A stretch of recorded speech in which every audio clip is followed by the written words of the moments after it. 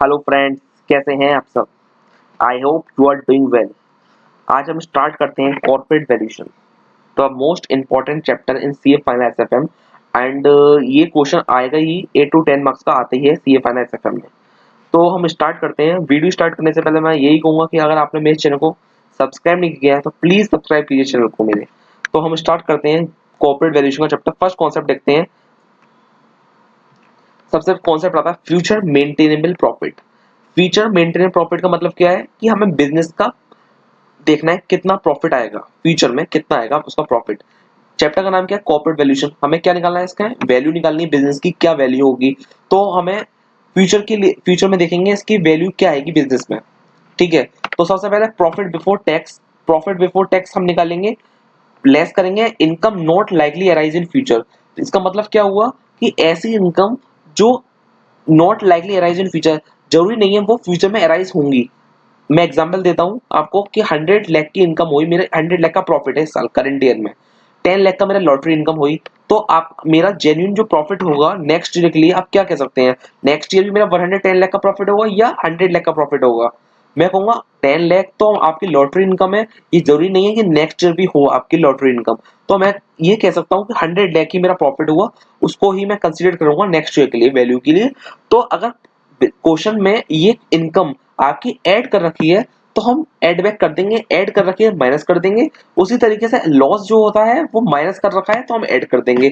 उसके ऊपर मैं एग्जांपल देता हूँ, 100 लाख का हमारा प्रॉफिट हुआ, 10 लाख का करंट ईयर में आपका लॉस हो गया फायर से। तो जरूरी नहीं है वो फ्यूचर में भी आपका लॉस होगा, उसका वो एक्स्ट्राऑर्डिनरी लॉस है, उसको कंसिडर नहीं करेंगे। अगर उसको क्वेश्चन में माइनस कर रखा है तो प्लस कर देंगे उसको। ठीक है सर। और लेस कर देंगे एक्सपेंस और लॉस एक्सपेक्टेड टू अराइज। ऐसा एक्सपेंस जो अराइज होगा ही होगा, तो ऐसे लॉस को हम करेंगे लेस, और ऐसी इनकम जो होनी है फ्यूचर में उसको करेंगे add. Add income expected to arise launch of new product, तो उसको हम फ्यूचर मेंटेन प्रॉफिट हमारा आता है, उसी में ये हम करते हैं। तो क्वेश्चन देख लेते हैं इसके ऊपर। इसके ऊपर क्वेश्चन क्या है सर? इसका ऊपर क्वेश्चन है, eagle limited reported a profit 77 lakh of 30% tax of the financial year 2011-12। एक एनालिसिस ऑफ द एनालिसिस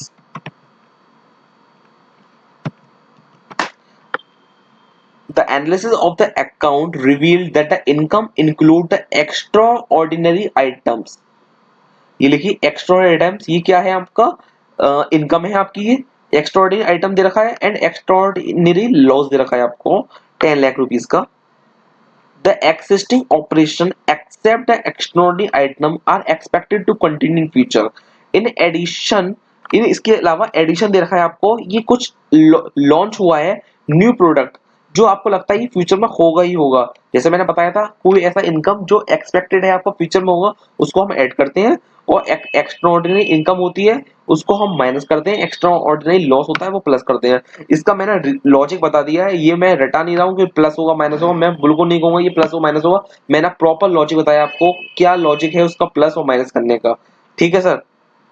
आपको क्या करना है? कैलकुलेट करना है value of business given the capitalization rate दे रखा है 14%। ठीक है सर। तो डायरेक्ट हम अपनी कॉपी पे देखते हैं कि किस तरह से होगा ये क्वेश्चन।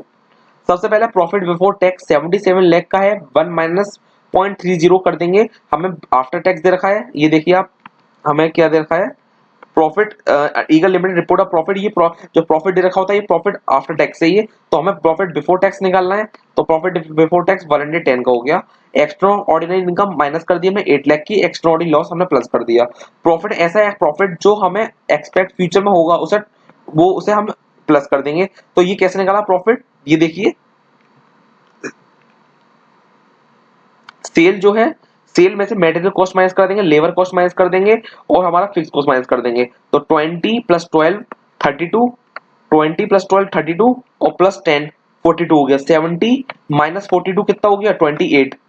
ये 28 हो गया।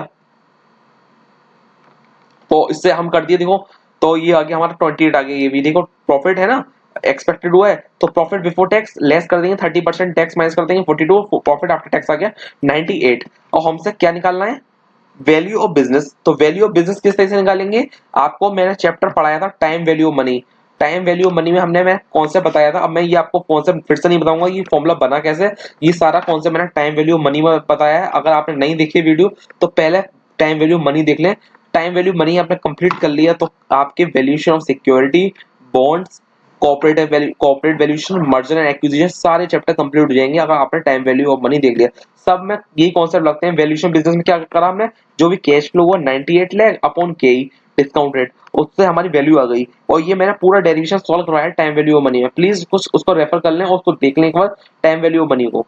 तो वैल्यूएशन ऑफ बिजनेस 700 लाख आ गया हमारा। ठीक है, अब हमसे पूछा है इसका क्या, determine the market price per equity share with Eagle Limited were capital be comprised by 1 lakh, 13% preference share 100 each and 50 lakh equity shares 10 each। P ratio देखा है तो सर P रेशो का फॉर्मूला क्या होता है, सबसे पहले ये बताइए। P रेशो का फॉर्मूला होता है MPS अपॉन EPS। तो ठीक है, तो देखिए किस तरीके से कराया मैंने। फ्यूचर मेंटेन प्रॉफिट आपका 98 लाख आ गया, ये 98 आया, ये 98 लिख दिया, माइनस कर दी preference share dividend. Preference share dividend कैसे करा, 1 लाख इंटू 100 इंटू 13%। ये देखिए 1 लाख इंटू 100 इंटू 13% कर दिया, तो उससे मेरा क्या हो गया 30 लाख का ये आ गया। अर्निंग आ गई, नंबर ऑफ इक्विटी शेयर से मैंने डिवाइड कर दिया और ईपीएस आ गई 17 की 1.7। तो पी रेशो आपका दे रहा 10, तो एमपीएस आ गया